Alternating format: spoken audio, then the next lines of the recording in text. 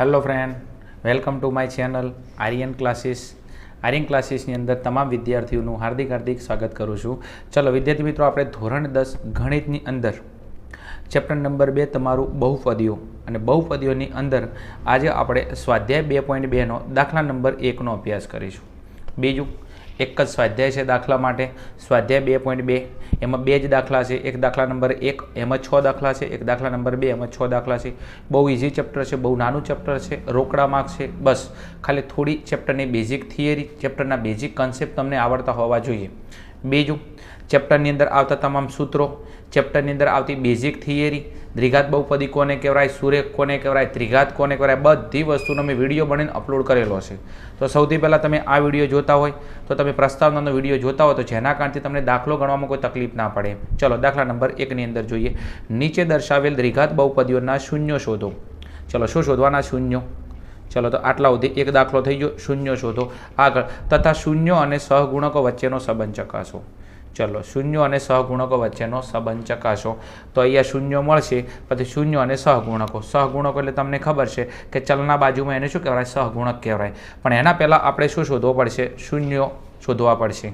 બીજું શૂન્યો અને સહગુણકો શોધવા માટે આપણે દ્વિઘાત બહુપદીના સરવાળા અને ગુણાકારનું સૂત્ર મૂકીશું એમ. ઓકે, ચલો હવે સૌથી પહેલાં તમને દાખલા નંબર આઈની અંદર કીધું છે x² - 2x - 8. બીજું દ્વિઘાત બહુપદીની અંદર બરાબર કરીને પહેલાં તમારે 0 મૂકી દેવાના. કેટલા મૂકી દેવાના? 0 મૂકી દેવાના. બીજું પછી તમારે ચેક કરવાનું દ્વિઘાત બહુપદી ક્રમમાં છે કે નહીં. અહીંયા તમે જો 2 ઘાત 1 ઘાત અચળ પદ, ચલો ક્રમમાં જ છે.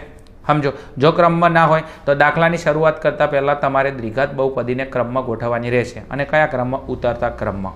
ચલો હવે એક કામ કરી લઈએ. અહીંયા આપણે દાખલાની શરૂઆત કરીએ તો તમારે શું કામ કરવાનું? તમારે છેલ્લું પદ અને પ્રથમ પદનો ગુણાકાર કરવાનો. શું કરવાનું? છેલ્લું પદ અને પ્રથમ પદનો ગુણાકાર કરવાનો અને વચ્ચેના પદ જેટલો જવાબ લાવવાનો, એ પણ ચિહ્ન સાથે. તો છેલ્લું પદ કેટલું છે? 8. પ્રથમ પદનો સહગુણક કેટલો છે? કોઈ ના હોય તો 1. તો 8 × 1 કેટલા? 8 × 1 તો 8 × 8. ઓકે, હવે આ 8ના એવા ભાગ પાડવાના, 8ના એવા ભાગ પાડવાના કે તમારો જવાબ આવે -2, એટલે વચ્ચેના પદ જેટલો જવાબ આવવો જોઈએ. તો 8ના ભાગ પાડીએ 4 × 2 = 8. શું? 4 × 2 = 8. હવે બીજું, હવે તમારે છેલ્લા પદની નિશાની ચેક કરવાની. જો છેલ્લા પદની નિશાની માઇનસ હોય તો 2 અવયવની બાદબાકી કરવાની. જો છેલ્લા પદની નિશાની પ્લસ હોય તો 2 અવયવનો સરવાળો કરવાનો. એ તમે જો છેલ્લા પદની નિશાની માઇનસ છે તો 2 અવયવની આપણે શું કરીશું? બાદબાકી કરીશું. તો એક આગળ મૂકીશું પ્લસ, એક આગળ મૂકીશું માઇનસ. કોઈની આગળ પ્લસ મૂકવાનું, કોઈની આગળ માઇનસ મૂકવાનું, એના માટે આ નિશાની ચેક કરવાની. ઓકે, ચલો હડો. બીજું અહીંયા માઇનસ છે તો મોટા પદ આગળ શું મૂકી દઉં? માઇનસ, અને નાના પદ આગળ શું મૂકી દઉં? પ્લસ. ઓકે, તો તમે જો 4 × 2 = 8 અને 4માંથી 2 બાદ કરું તો જવાબ આવે 2 અને કેવા? -2, કારણ કે 4 મોટી સંખ્યા છે, મોટી સંખ્યાની નિશાની લાગુ પડે. ઓકે, ચલો અને આપણે લાવવાના કેટલા હતા? -2. ચલો હવે દરેકનો પરિવાર મૂકી દો. x ચલ તરીકે શું છે? x. તો x અને x. હવે તમે જો અહીંયા 4 × 2 = 8 થાય છે અને -4x માંથી +2x બાદ કરો તો માઇનસ કેટલો આવે? -2x. ઓકે, નિયમ છે છેલ્લા પદને પ્રથમ પદનો ગુણાકાર કરવાનો. એનો જવાબ તમારે કેટલો આવવો જોઈએ? વચ્ચેના પદ જેટલો આવવો જોઈએ, અને એ પણ ચિહ્ન સાથે. તો છેલ્લું પદ કેટલું? 8. પ્રથમ પદનો સહગુણક કેટલો હતો? 1. તો 8 × 1. હવે 8ના એવા ભાગ પાડીએ કે જવાબ આવે -2. તો 4 × 2 = 8. હવે અહીંયા માઇનસ છે તો આપણે લાવવાના કેટલા? -2. તો 4માંથી 2 બાદ કરો તો 2 આવે. અને બીજું -2 લાવવા માટે મોટી સંખ્યા આગળ શું મૂકી દો? માઇનસ મૂકી દો. હવે શું કામ કરવાનું નેક્સ્ટ? તો હવે તમારે છેલ્લું પદ અને પહેલું પદ તમારે એમને એમ મૂકી દેવાનું. તો x² એમના એમ રહેશે, 8 એમના એમ રહેશે, છેલ્લું પદ ને પ્રથમ પદ એમના એમ, અને વચ્ચે આ 2 તમારે અવયવો લખવાના રહેશે. ચલો 2 અવયવ લખી દઈએ. તો પહેલું પદ એમના એમ x² - 4x + 2x નિયમના -8 = 0. શું કામ કર્યું? પહેલું પદ એમના એમ, છેલ્લું પદ એમના એમ, વચ્ચે 2 અવયવ તમારે લખવાના દરેક દાખલામાં. હવે એક કામ કરો, 2 ની જોડી બનાવી દો. શું બનાવી દો? 2 ની જોડી બનાવી દો. અને બીજું વચ્ચે નિશાની પ્લસ છે, મગજમાં રાખજો એમ. ચલો હવે આ બંનેમાંથી કોમન કાઢો. હવે x² છે અહીંયા અને અહીંયા છે -4x. તો બંને જગ્યાએ સામાન્ય શું છે? અહીંયા પણ x છે, અહીંયા પણ x છે. તો સામાન્ય શું નીકળશે? x. બીજું તમે જો અહીંયા 4 છે, 4ના ભાગ પડે 2 × 2 = 4, પણ અહીંયા 2 નથી, 4 નથી, તો બીજું કંઈ કોમન નીકળતું નથી. બંને જગ્યાએથી x સામાન્ય નીકળે છે, તો કોમન કાઢેલું x. ચલો xના વર્ગમાંથી x જતો રહ્યો તો વધ્યા કેટલા? x. x² એટલે x × x. એક વખત x જતો રહ્યો તો વધ્યા કેટલા? x. નિયમના માઇનસ. અહીંયાથી x બાર કોમન જતો રહ્યો તો વધ્યા કેટલા? 4. ચલો હવે એક કામ કરીએ. અહીંયા નિશાની કઈ છે? પ્લસ. હવે તમે જુઓ અહીંયા 2 છે, અહીંયા 8 છે, 8ના કોઈ એવા ભાગ પડે જેમાં 2 સામાન્ય આવે, 4 દુ 8, તો અહીંયાથી 2 આવે છે ને અહીંયાથી 2 આવે છે, તો કોમન કેટલા નીકળશે? 2. બીજું x અહીંયા છે પણ x અહીંયા ને તો x કોમન નહીં નીકળે. ચલો અહીંથી 2 કોમન જતા રહે, વધ્યું શું? x. ચલો બીજું, બારે નિશાની પ્લસ હોય તો ઉપરના પદની નિશાની ચેન્જ નહીં થાય. જો અહીંયા માઇનસ નિશાની હોય તો ઉપર પ્લસ હોય તો માઇનસ થઈ જાય, માઇનસ હોય તો પ્લસ થઈ જાય. નિશાની આ ક્યારે બદલાય? જ્યારે બારી નિશાની માઇનસ હોય ત્યારે. જો અહીંયા પ્લસ હોય તો નિશાની ચેન્જ નહીં થાય, તો આ માઇનસના માઇનસ એમના એમ રહેશે. અને 8ની અંદરથી 4 દુ 8, 2 બારે કોમન જ્યાં વધ્યા કેટલા? 4 અને બરાબર 0. ચલો હવે આ બંને સરખા સરખા પદ આવવા જોઈએ.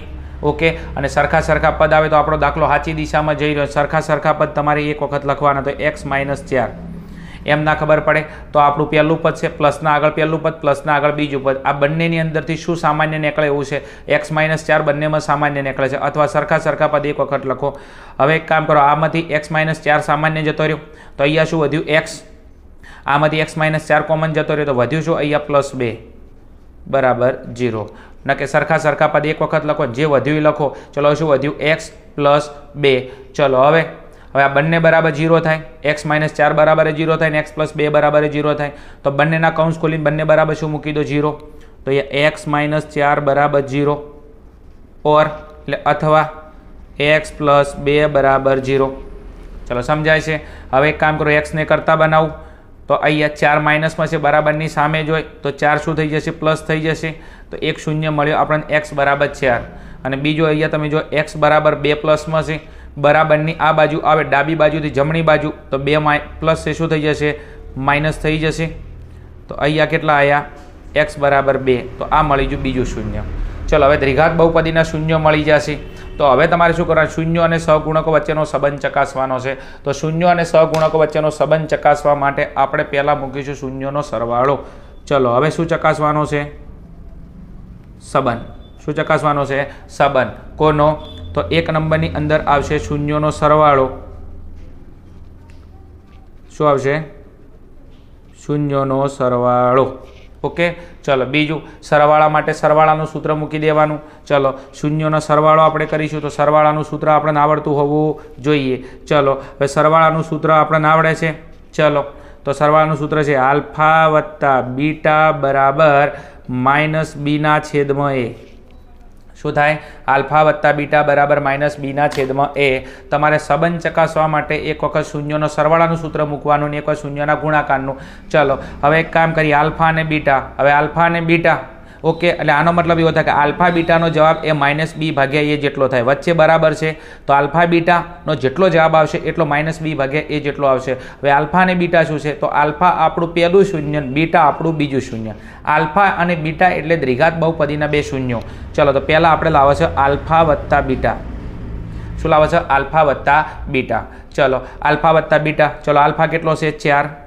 ચલો નિયમના પ્લસ અને બીટા કેટલો છે? -2 છે. તો -2 છે શેમાં લખશે? કૌંસમાં લખશે. ચલો હવે એનું સાદું રૂપ આલીએ. અહીંયા 4 એમના એમ. ચલો પ્લસ માઇનસ.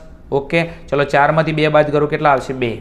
આલ્ફા વત્તા બીટાનો જવાબ કેટલો આવ્યો? 2 આવ્યો. હવે બીજું આપણે -b/a કરીએ તો અહીંયા લખી દઉં -b/a એટલે કે b/a. ચલો બીજું, આ b/a તમે ક્યાંથી લાવશો? તો તમારી દ્વિઘાત બહુપદી હતી. શું હતી? દ્વિઘાત બહુપદી હતી. અહીંયા શું હતી? px બરાબર x² - 2x - 8 બરાબર 0. હવે અહીંયા આપણે 3 કિંમત લાવવાની, a, b અને c. શું લાવવાની? a, b, c. ચલો x² સહગુણકને કહેવાય a. ઓકે, x ના વર્ગના સહગુણકને કહેવાય a. તો a બરાબર કશું નથી તો 1 મૂકી દો. x ના સહગુણકને કહેવાય b. શું કહેવાય? x ના સહગુણકને કહેવાય b. તો b બરાબર કેટલા છે? અહીંયા -2. અને છેલ્લે અચળ પદ છે તો અચળ પદને કહેવાય c. અચળ પદ c બરાબર કેટલા છે? -8. ઓકે, ચલો બીજું આના માટે પ્રમાણિક સ્વરૂપ હતું px બરાબર ax² + bx + c બરાબર 0. એટલે આ દ્વિઘાત બહુપદીને તમે પ્રમાણિક સ્વરૂપ સાથે સરખાઈ, બીજું નવું કશું કર્યું નથી એમ. અને એમાં તમને કોની કિંમત મળી? a, b, c. Okay, x ના વર્ગનો સહગુણક a તો x ના વર્ગના બાજુમાં એને કહેવાય a, તો a બરાબર 1. x નો સહગુણક b તો x નો સહગુણક b, અને અહીંયા પ્લસ છે ને અહીંયા માઇનસ છે તો b ની કિંમત શેમાં છે? માઇનસમાં. છેલ્લે હશે c. ઓકે, તો c કેટલો છે? અહીંયા માઇનસ, કારણ કે અહીંયા પ્લસ છે, અહીંયા માઇનસ છે, તો c ની કિંમત -8. ચલો હવે એક કામ કરી લઈએ, -b/a. ચલો b કેટલો હતો? અહીંયા -2 છે, દેખાય છે? તો b ની કિંમત છે -2. અને એની કિંમત કેટલી છે અહીંયા 1. ચલો 2/1 તો કેટલા આવશે? 2 ને 1 વડે ભાગો તો જવાબ આવશે 2 અને 2 કેવા આવશે? -2. હવે તમે જોઈ શકો છો વિદ્યાર્થી મિત્રો, ખાસ ધ્યાન, બરોબર છે, b બરાબર -2x 4 કમ્પ્લીટ જ છે. ચલો ચલો okay okay okay okay -b okay okay નિયમમાં છે વિદ્યાર્થી મિત્રો. તમે જુઓ અહીંયા થોડી બાય મિસ્ટેક છે. અહીંયા પહેલાં નિયમમાં તમે જુઓ, પહેલાં માઇનસ છે, નિયમના પહેલાં માઇનસ આવશે. શું? નિયમના માઇનસ. અને બીની કિંમત કેટલી છે? તો બીની કિંમત છે -2. કેટલી છે? -2. ઓકે ચલો હવે માઇનસ માઇનસ શું થઈ ગયું? પ્લસ થઈ ગયું. શું થઈ ગયું? માઇનસ માઇનસ પ્લસ થઈ ગયું. તો 2/1 અને 2/1 કરો એટલે કેટલા આવશે? 2 આવશે. ઓકે બી માઇનસમાં છે તો પહેલાં નિયમના માઇનસ અને બીની કિંમત કેટલી છે? -2. તો માઇનસ માઇનસ પ્લસ તો 2/1 બરાબર 2. તો તમે જો અહીંયા આલ્ફા વત્તા બીટા કેટલો આવ્યો? 2 અને -b/a કેટલો આવ્યો? 2 આવ્યો. એટલે કે આલ્ફા વત્તા બીટા બરાબર -b/a થાય છે? થાય છે, કારણ કે આ બંને શું આવે છે? સરખું આવે છે. ચલો હવે આપણે સંબંધ ચકાસવા માટે કોનો ઉપયોગ કરીશું? અહીંયા શૂન્યના ગુણાકારનો ઉપયોગ કરશો. કોનો? શૂન્યના ગુણાકારનો આપણે ઉપયોગ કરીશું. ચલો બીજું, સરવાળા માટે સરવાળાનું સૂત્ર મૂક્યું. તો ગુણાકાર માટે ગુણાકારનું, સરવાળા માટે આલ્ફા વત્તા બીટા, તો ગુણાકાર માટે આલ્ફા ડોટ બીટા બરાબર ગુણાકારનું સૂત્ર છે c/a એટલે c/a. ચલો હવે આલ્ફા અને બીટા, શું આલ્ફા અને બીટાનો ગુણાકાર કરવાનો છે?